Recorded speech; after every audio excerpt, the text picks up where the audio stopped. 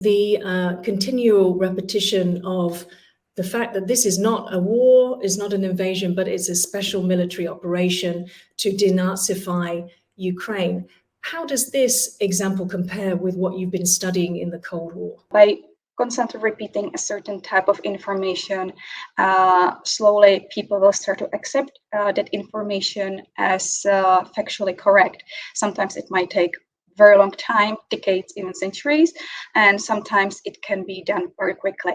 Especially are the factors that can speed up this propaganda machine is attaching propaganda to already known terms like Nazism. And therefore, if you take a well-known term with very negative connotations and apply it to present days, a lot of people will just accept it and will not look very deeply into it, and therefore they will more quickly adopt the narrative the Russian propaganda is trying to sell them. You are studying during the Cold War propaganda that was spread in the Czech Republic, and I understand that there are many older Czechs who have a great knowledge about the Republic of China, which is essentially Taiwan. Could you tell us why? In the late 40s and the beginning of 50s, as in the 40s there was still a civil war between the communists and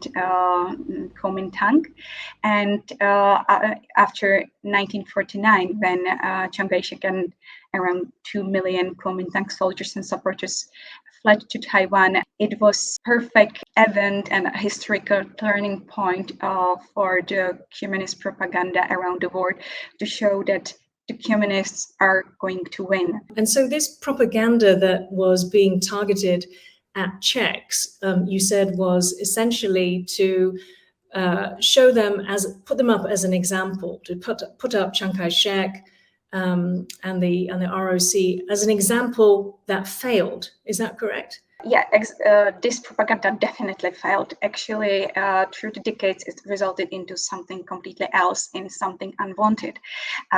So what it resulted into was that the dissidents, because obviously they were also aware of this huge amount of propaganda regarding Chiang Kai-shek and Kuomintang, they started to look at Taiwanese case. And in the 1970s, when Taiwan was experiencing its economical miracle, and in the 1980s, when there was the start of the democratization process, the dissidents were looking to Taiwan for guidance. They were considering Taiwanese case as one of the possible ways for the Czechoslovak Communist Party to go forward. The older generation knows about Taiwan is through this huge amount of propaganda that originally targeted Chiang Kai-shek, Kuomintang, and Taiwan as something to show humanism will win all over the world,